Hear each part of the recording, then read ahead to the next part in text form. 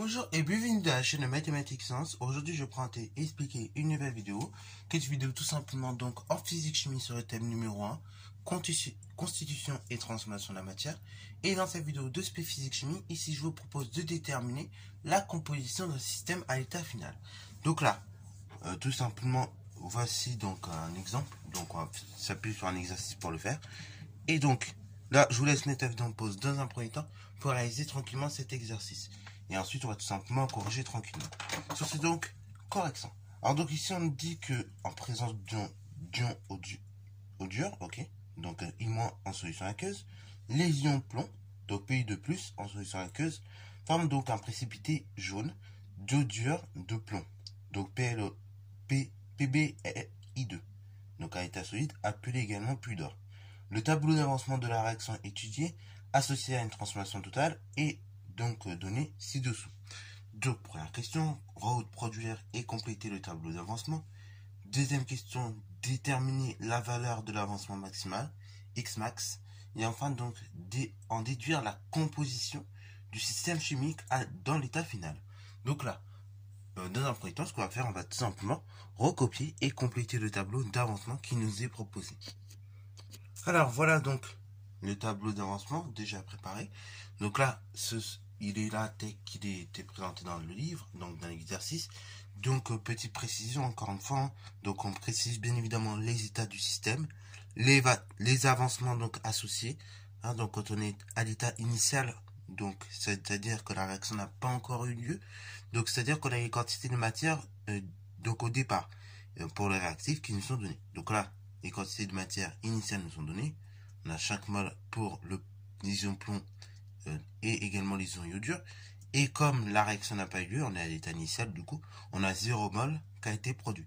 Enfin, ici, c'est des minimoles. Donc, on a 0 minimol qui ont été produits. Ok, on met bien évidemment l'équation de la réaction. Et une fois que c'est fait, on va rouler pépère, on va compléter la suite du tableau. Donc là, lorsque on est à l'état en cours, et de ce fait, la quantité de matière des réactifs va diminuer. Et donc, ainsi, il va rester 5,0 minimol moins la quantité de matière produite. Donc, moins X minimol, ok, de matière produite, ok, au niveau des réactifs. Également, lorsqu'on est dans le cas des ions iodures, donc, c'est pareil, à l'état où la réaction se fait, et la quantité de matière des ions iodures va diminuer. Et ainsi, donc, il nous restera 5,0 millimol moins, cette fois-ci, attention ici, 2x minimum de ions iodure en moins. Ok. Alors pourquoi 2x? Parce que tout simplement x, c'est le nombre de moles qui ont été produites. Mais comme aussi on a un coefficient stoichiométrique 2 qui nous indique que du coup on a besoin de 2 moles d'ion iodure et du mol d'ion plomb 2 pour former notre produit. Et dans ce cas, c'est-à-dire qu'au niveau, quand la réaction se fait en cours, on a 2 fois plus tout simplement de quantité de matière en moins qu'ici. Ok, on a 2 fois moins de quantité de matière ici que ici. Ok, alors, tandis qu'au niveau des produits, pour le produit PbI2, ok, voilà, donc pour tout simplement pour le iodure de plomb, là, on a donc X mol, enfin X minimal plutôt, de tout simplement, donc on a dit de iodure de plomb qui sont produits. À l'état final, c'est exactement le même délire, c'est-à-dire qu'on arrive à 5,0 moins XF minimol, donc d'entité présente. Pareil pour tout simplement les ions iodures, donc 5,0 moins 2XF ions iodure produit. Et pour pour notre iodure de plomb, du coup on arrive à XF entité chimique, donc entre guillemets XF minimol produite. Ok, donc là c'est pas la première question, voilà le tableau d'avancement complété. Donc là encore une fois, si tu as des petites difficultés là-dessus, tu peux encore une fois revoir les deux précédentes vidéos qui ont été faites sur le sujet, parce qu'encore une fois, voilà, on a fait pas mal de tableaux d'avancement. Je pense que là vous devez être à l'aise un petit peu avec ça. Alors bon, ça c'est pour la première question. Seconde question, donc déterminer l'avancement maximal Xmax, ok, bravo. Donc c'est-à-dire la quantité de matière produite au maximum. Pour ça, il s'agit tout simplement de déterminer le réactif limitant. Donc, et en déterminant comme ça le réactif limitant, on aura l'avancement maximal. Donc il s'agit de déterminer le réactif limitant. Donc le réactif limitant, c'est tout simplement le réactif qui va stopper la réaction parce qu'il a été entièrement consommé. Mais si, l'autre réactif, il lui reste en revanche donc une certaine quantité de matière. Donc pour cela, on va faire l'hypothèse dans un premier temps. Donc hypothèse numéro 1, on va supposer que les ions plomb, Pi2+, à l'état de solution aqueuse, est le réactif limitant. Ok. Donc ça veut dire quoi? Ça veut dire que la quantité de matière des ions plomb Pi2+, moins donc XF, est égal à 0, équivaut à 5,0 moins XF égale 0, équivaut à moins XF égale moins 5,0, équivaut à donc XF égale 5,0, soit millimol, ou soit 5,0 fois 10 exponent moins 3 mol. Ok? Ça, c'est l'avancement que l'on trouve lorsque, tout simplement, on considère les ions plomb, Pi2+, donc comme réactif limitant.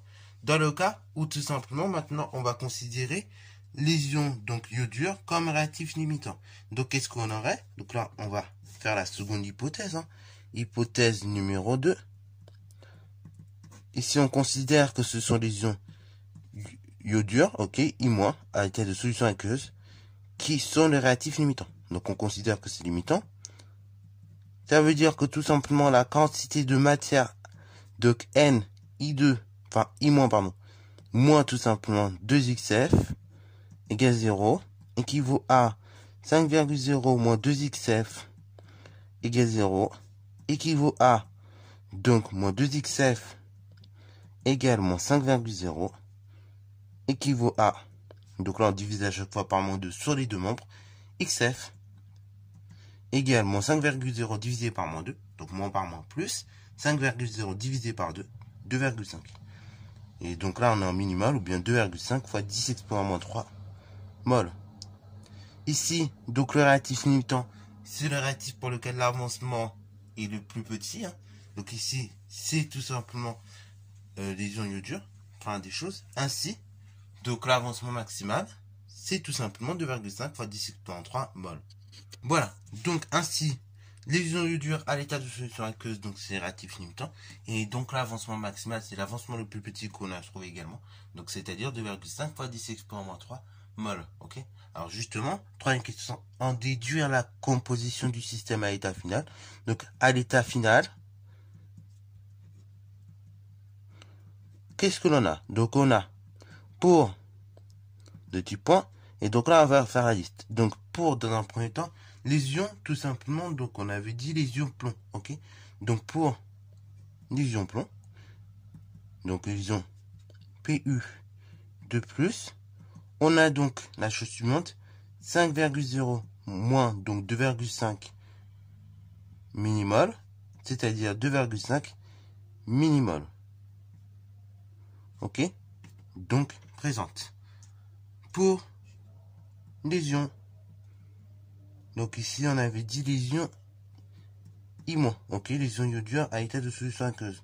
Du coup, on a 5,0 moins 2 fois 2,5, c'est-à-dire 0 mol de ces ions-là, ok? On peut mettre 0 minimal ou bien 0 mol, c'est la même chose, puisqu'il y en a 0. Et pour, tout simplement, l'élément, et donc Pu, I2 à état solide, donc on a XF, élément, c'est-à-dire 2,5 fois 10 exposant moins 3, donc là, on va dire mol. Ok, bravo. Donc là, pareil, vous choisissez après comment vous donnez votre résultat. Soit vous l'écrivez en mode, donc il faut mettre 10 exponent moins 3 à chaque fois, ou soit vous l'écrivez en mol, en minimal, et dans ce cas, vous écrivez 2,5 tout court. Ok, bravo. Donc vous voyez que le tableau d'avancement, quand même, il a pas mal d'utilité.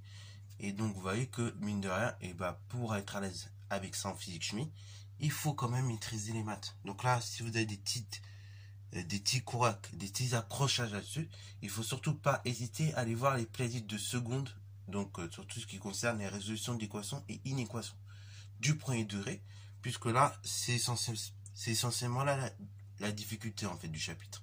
Sinon, grosso modo, GeoAppi n'est pas si difficile que ça. Mais là, par contre, c'est vrai que si on n'est pas à l'aise au niveau des équations, ça peut vite dégénérer. Voilà, donc sur ce, c'est la fin de cette vidéo. J'espère qu'elle t'a plu. Comme d'habitude, n'hésite pas à la liker, commenter et bonne à toi en mathématiques et en sciences.